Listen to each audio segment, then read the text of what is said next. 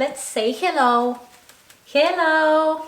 Hello, I am Iglika and I'm Alex, I am from Bulgaria and I'm French. and we are husband and wife. yes. Feels very much like the Teletubbies, but yeah. So, welcome to our new channel, which is also our first channel. It is called Monoglossia, and in it we would like to share with you the practice of speaking many languages in our daily life. I forgot to say we met in England. yes, where we studied. And we will be happy to discuss language, culture, art, literature in many languages. That's the whole idea behind monoglossia. It comes from mono, one, and gloss, language, from Greek. Surely you know polyglot, polyglossia, which is the ability to speak many languages. So you might wonder why. And as an aside, glot is also in French part of the throat. Okay, does it come from Greek? Yeah, definitely. Yeah, it must. So, one language, as in using many languages at once, interchangeably, all mixed, that's the basic idea behind the name. So for today, I asked Alex here to introduce a French poem that he likes. Yep. So can you please tell us about what you chose? So I picked The Cat, Le Chat, by Baudelaire, Charles Baudelaire, who was a very fun guy, very fun poet. He wrote The Flowers of Evil, which basically his main thesis was that you could write something beautiful out of the worst human experience. Sorry. Yeah, that's all right. Experience. And he was a very fun guy all around. He wrote about depression, feelings of anxiety, debauchery, drinking, drugs. Fun guy all around. But this one is one of his lighter ones, and it's almost erotic in a way. I really like it. I like cats. We both like cats.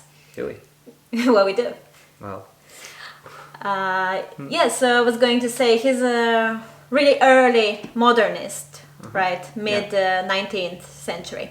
Yeah. So I would ask you to please read it for our audience. So, le chat. Viens mon beau chat sur mon cœur amoureux. Retiens les griffes de ta patte et laisse-moi plonger dans tes beaux yeux, mêlés de métal et d'agate. Lorsque mes doigts caressent à loisir ta tête et ton dos élastique, et que ma main s'enivre du plaisir de palper ton corps électrique, je vois ma femme en esprit. Son regard comme le tien, aimable bête, profond et froid, coupe et fend comme un dard. Et, des pieds jusqu'à la tête, un air subtil, un dangereux parfum, nage autour de son corps brun. Cool. Okay. May I ask you something? Yeah. I think I kind of know the answer to. So in French we have masculine and feminine nouns, and for the cat we have the equivalent of male cat and female cat. So why is the male cat used here if he is drawing a clear parallel between the cat and a woman? So the logic might be different, but at least in contemporary French we tend not to use the female cat at all because it's more or less the equivalent of the Anglo-Saxon version of pussycat. So you can imagine. Yes, actually, once I had a student whom I was teaching online, and he saw my cat, and he said to me in French, literally, "Say hello to your cat, female cat." Like, okay, so please try not to use the feminine form. It is very funny. Yes. Do continue, please. So, also I want to mention, because I really like grammar personally. Yeah. I really like the way in French, something very specific, the adjectives are sometimes placed before the noun, but usually after the noun. Yeah. Like here, it has a great poetic effect, in my opinion. Un air subtil à dangereux parfum. So we have, on the same line, we have like the two different possible positions of an adjective with respect to a noun. Is there any rule to that? Well, at first it was really for poetic license, I guess you can say this. But a lot of these actually went into the common parlance. That's part of the issue with French. A lot of it ends up not necessarily having a logical point to it. For example, we would always say une jeune fille, jeune garçon, Jolie, well, petit enfant, petite fille, grand garçon, these kind of examples. Kind of the shortest and most commonly used ones tend to be the exception of putting it before the noun. Yet, most of the time, it would be first the noun, then the adjective. Can you give a couple of examples? La rue étroite. Narrow street. La chaise usée, for example. Like used, already used chair, like second hand. A vieux piano, old piano. Yeah, old, young. Well, that would be a keyboard in this case, but yeah. Okay, maybe let's not waste time on this, but with new it's very different because there are two words.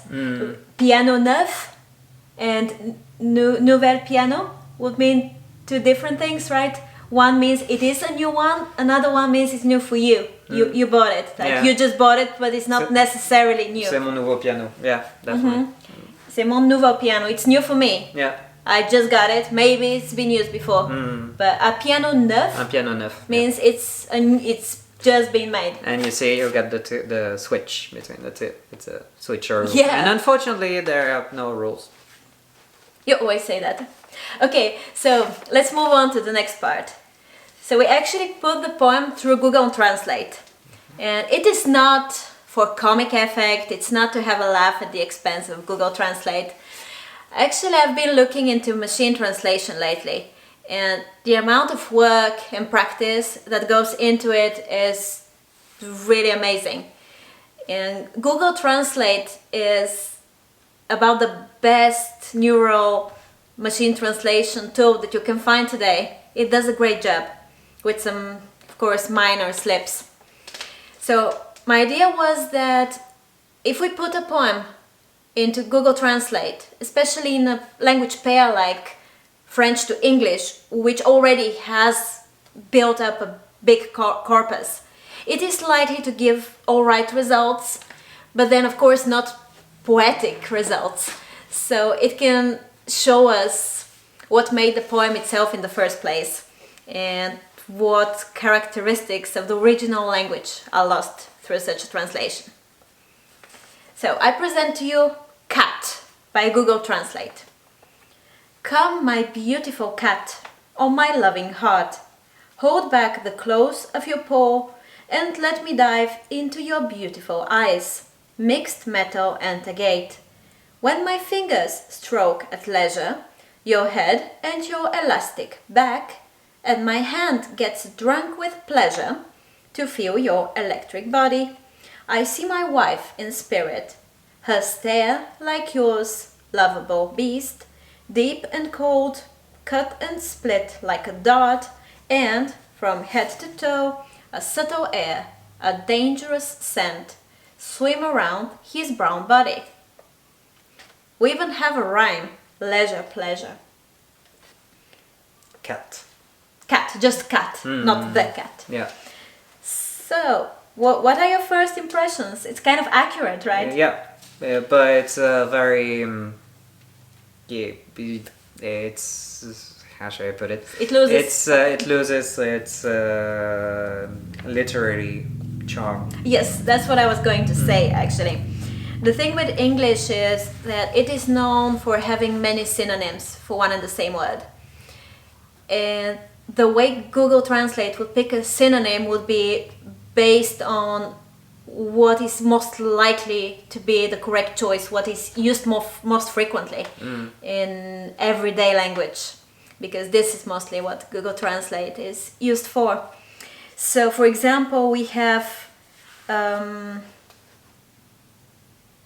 beautiful, beautiful, so starts to sound a bit boring maybe. Like I would say his brown body doesn't sound very poetic. No, it's well, it's very descriptive. Like it's just Yeah. the cat's color, and that's about it. Yes. Which it makes sense. It's it's practical. Okay. Like if you do wonder what the actual poem. Yeah, means actually I was without wondering, knowing French, it does the job. I can claim I kind of know French, but I didn't know what dar was. D-A-R-D. That's it. And then I saw it was dart. But actually the darts game, that's not how it's called, right? No. Darts is fléchette. Fléchette, okay. Which is quite different, and we do call dart is but I thought it was stinger. I do wonder if in, let's say, more British English they would actually use dart. Like, leave comments. Sorry. About that. Okay. Yeah, it feels like YouTubers already. So actually, can you confirm? I think I found one grammar mistake. Where the original goes, sans regard comme le tien, aimable bête, profond et froid, coupe et fond comme un dard. So, is that what I said? Yeah, you said fond, but it's fine. Melt. How does it sound different? Okay, so these are verbs, obviously. Coupe et fond, comme un dard, what it does. But Google said deep and cold, cut and split like a dart. I guess it took it for adjectives because it did not say cuts and splits. Yeah. Like, well, because we have a beast or a stare. Yeah, it would have an S at the end. It's cut and split like a dart. Yeah. Which, it does sound awkward, but again, it's a machine who did this. Yeah, of course. Speaking of which, Not a machine. Program. we also have an actual professional translation, which was made by William Adler in the middle of the 20th century. It is called The Cat. Would you like me to read it, or would you like to read it? I read it. Thanks. Come, superb cat, to my amorous heart. Hold back the talons of your paws. Let me gaze into your beautiful eyes, of metal and agate. When my fingers leisurely caress you, your head and your elastic back, and when my hand tingles with the pleasure of feeling your electric body, in spirit I see my woman, her gaze like your own, amiable beast, profound and cold, cuts and cleaves like a dart, and from her head down to her feet, a subtle air, a dangerous perfume, floats about her dusky body. So we have dusky body, not brown. Which sounds way more poetic. And it fits his style. Yeah. It's kind of And you have this gothic. notion of, definitely the darkness, dusk. It's getting dark. Yeah, it is becoming getting- dark. Yeah, the tendency is important. Yeah. Still a bit light. Floats also, not swims around, but floats around. So, guys, these are things that Google couldn't do, making the choice of shifting the meaning a bit in order to make it more poetic, or even to make it sound better. Because in poetry, obviously, even the combinations of sounds are important. What else do we have? We have cleaves, not slits, like a dart. And Yeah. dart is used, by the way, Yeah. like Google So, yeah. chose. Yeah, very consciously. No, it is interesting. I was basically the way I've learned English is a mixture of British English and American English with a couple of everything else sprinkled into it. So I would have gone for stinger, but I suppose dart is also in use. Now another thing. be it in American English or in British English, you have different, how should I put it, like you've taken a couple of expressions or words that come directly from French, and it's quite amusing to So see I was that going to they're mention that actually. Oh, so we sorry. have, actually it's not the same in the French original, but we have amorous heart. Yeah, actually this one is Yeah. cœur amoureux. And instead of beau chat, superbe cat. Yep. Superbe also. Superbe. Yeah. Yes, it has French origins. Yeah. All right. So if you don't have any more comments to make, maybe we can wrap it up. Definitely. All right. So thank you guys for watching. We still hope you liked it, and we'll try to make more of these where we would love to discuss really any sort of languages and bits of text and poems, songs if you wish. So of course do get involved, do leave in your comments some works that you like especially much in your own language, and we would make sure we get to know them, and we would be happy to present them to you. So please thumbs up if you like the video and subscribe, and see you next time. What you said. Bye Bye. bye.